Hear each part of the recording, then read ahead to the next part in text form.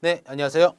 네, 신동환사입니다. 자, 이제 지난 시간에 이어서 14조 무역서류의 전자제출 보도록 하겠습니다. 저희는 우리는 지금 수입품의 고시를 보고 있죠. 수입통관 사무처라는 고시. 자, 무역서류는 전자제출입니다. 지난 시간에 이제 종이서류 제출해서 받고 이제 무역서류 전자제출입니다.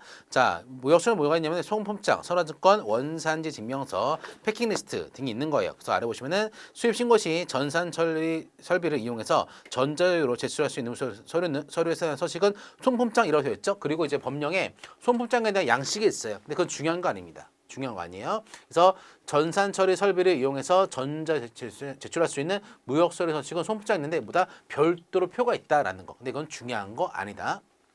무역 서류는 이런 것들이 있는 것이고, 그래서 인터넷을 이용하여 전자 제출할 수 있는 무역 서류는 얘네들은 뭐한다? 수입화주의 공인 전자 서명과 공인 인증서를 첨부해서 제출을 합니다. 중요한 거 아니에요. 자, 이것도 4번 수출입 안전관리 AO 업체로 공인받은 수입업체가 ERP 시스템을 사용하여 AO로 공인받은 신고인을 통해서, 그렇죠? 화주도 A 업체, 그다음에 관세사도 A 업체인 경우에는 무역 서류를 전자적인 방법으로 제출을 할 수가 있습니다. 근데 이때 승인이 필요해요. 그렇죠? 여기까지만. 요게 좀 중요합니다. 요게 중요한 거예요.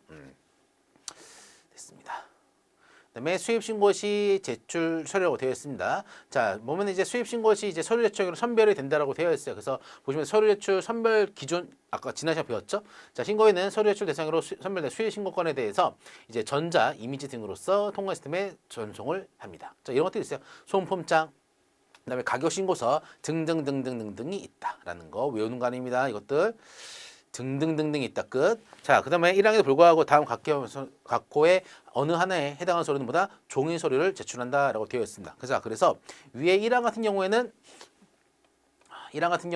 전자 이미지, 즉 PDF로 떠가지고 전송할 수가 있다는 거예요. 하지만 그렇다 하더라도 2번 얘네 같은 경우보다 종이 서류, 실제로 종이를 가지고 제출한다라는 겁니다. 별표. 얘네 별표입니다. 시험지에는 나옵니다. 자, 그래서 킴벌리 프로세스 증명서 제출 대상 원본. 그는 이제 그 다이아몬드 같은 거 왔다 갔다 할 때 킴벌리 프로세스 증명서가 있어요. 그다음에 그 까르네죠. AT의 까르네.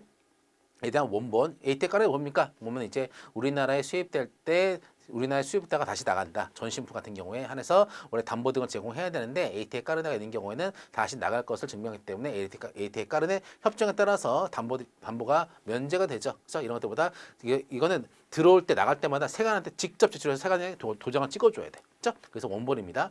그다음에 소파 협정 적용 대상 물품들, 그죠? 미국과 협정에 따라서 뭐 감면되는 것들, 그다음에 사전색 심사 대상 물품들, 그렇죠? 그래서 이렇게 이런 것들은 전자 서류가 아니라 종이 서류로서 제출한다. 별표.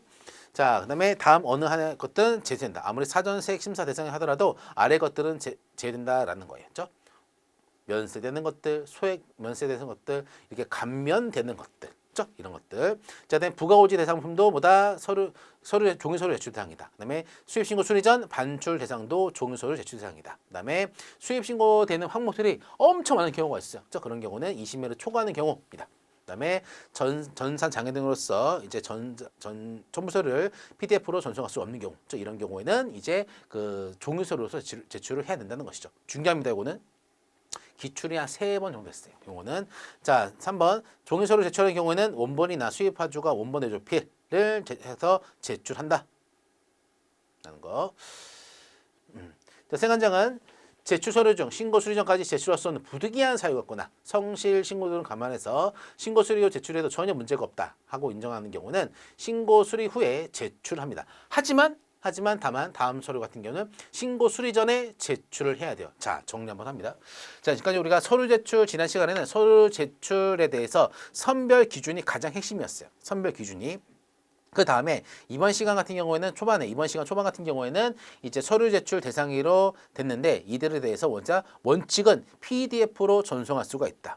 하지만 그렇다 하더라도 종이 서류로만 제출해야 되는 게 있다라는 거. 그다음에 이것에 대해서도 종이 서류로 제출하는 게 있는데 그것 중에서도 수입신고 수리 후에 제출할 수가 있는 게 있고, 그다음에 수입신고 수리 후에 절대로 제출할 수 없는 게 있다. 왜냐? 수입신고 수리 제출은 약간 성실도를 감안해가지고 수입신고 수리 후에 그런 서류들을 제출하게 하는데 수입신고 수리 전에 반드시 제출할 서류도 있다. 요겁니다. 요거. 이것도 별표. 다음 서류는 수입신고 수리 후에 신고 성실도 등등을 있다 하더라도 안 돼. 이놈보다 수입신고 수리 전에 제출해야 돼요.